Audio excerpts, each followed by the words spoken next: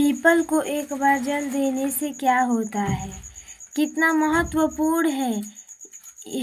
एक बार देवर्षि नारद नारायण का जाप करते हुए वैकुंठ लोक में पधारते हैं। वैकुंठ में भगवान विष्णु अत्यंत शोभित स्वर्ण तथा रत्नों से जड़ी सिंहासन पर बैठे हुए हैं। वैकुंठ सरोवर से बने हुए होते हैं। देवर्षि नारद वैकुंठ के द्वार को पार करते हुए जिस स्थान पर भगवान विष्णु बैठे हुए होते हैं वहां पर पहुंच जाता है और भगवान विष्णु को प्रणाम करते हैं। देवर्षि नारद को देखकर भगवान विष्णु कहने लगे हैं देवर्षि आए, वैकुंठ में आपका स्वागत है। देवर्षि नारद प्रसन्नता से भगवान विष्णु को बारंबार प्रणाम करते हुए कहे, हे श्रेष्ठ विष्णु के पालनहारी, संसार का चालन करने वाले जनार्दन, समस्त भूतों में आप ही का वास है। तीनों लोकों में आपकी ही माया फैली है। आपके चरणों में कोटि नमन। भगवान विष्णु मुस्कुराते हुए कहते हैं, हे देवर्षि, आज आप दीर्घा में दिखाई पड़ रहे हैं। अवश्य ही आपके मन में कोई शंका उत्पन्न हो रही है। अवश्य ही आपको किसी समाचार लेकर देवर्षि कहते हैं, हे प्रभु, आप तो सर्वज्ञाता है, तीनों लोक में निवास करते हैं।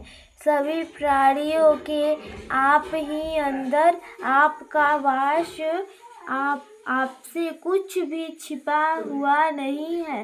प्रभु, मैं आज वैकुंठ किस कारण आया हूँ यह भी आप भली भांति जानते हैं और यह भी जानते हैं कि मैं किस कारण से चिंतित हूँ। भगवान विष्णु कहते हैं, हे देवर्षि, मैं जानता हूँ कि आप चिंता में क्यों हैं और आपकी इस अवस्था को मैं समझता हूँ। आज आप जिस शंका को दूर करने के लिए आए हैं वह समस्त मानव जाति के कल्याण के लिए ही है। इसलिए आप निष्कोच होकर पूछिए। फिर देवर्षि नारद कहने लगे, हे प्रभु, मैंने आज कुछ मनुष्य को पीपल के वृक्ष तोड़ते हुए देखा है। वह वृक्ष बहुत पीड़ा में या और मनुष्य बिना सोचे समझे ही पीपल के वृक्ष को तोड़ रहे हैं। प्रभु, पीपल में तो आप ही का वास है। आप ही ने कहा है कि वृक्षों में आप अक्षरश है, तो फिर मनुष्य ऐसा पाप क्यों करते हैं? मैंने यह भी जानना चाहता हूँ कि पीपल के वृक्ष को जल देने से मनुष्य को कौन सा फल मिलता है? पीपल को जल कब देना चाहिए? किस दिन इसकी पूजा करनी चाहिए?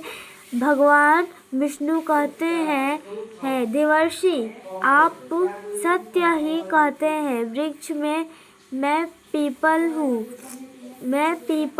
पीपल के वृक्ष में मेरा ही वास है। पीपल के महत्व को बताने से पूर्व मैं आपको एक प्राचीन कथा सुनाता हूँ। कथा के माध्यम से आपको सभी प्रश्नों के उत्तर मिल जाएगी। जो भी मनुष्य इस कथा को एक बार सुन लेता है, इसके सारे पाप नष्ट हो जाते हैं। जो इसे बार बार सुनता है उसके सभी दुख दूर होते हैं और उसे धन धान्य की प्राप्ति होती है। पीपल के महत्व की इस कथा का प्रचार जो करता है उसे विष्णु लोक की प्राप्त होती है। देवर्षि कहते हैं, हे प्रभु, इस कथा का सुनने की मेरी तो तीव्र इच्छा हो रही है। आप जल्दी से इस महान कथा को मुझे सुनाइए। मैं इसे ध्यान से पूरा सुनता हूँ और इसका तीनों लोकों में प्रचार करता हूँ। श्री हरि कहते हैं, हे देवर्षि, प्राचीन काल में एक अत्यंत शोभायमान नगरी जिसका नाम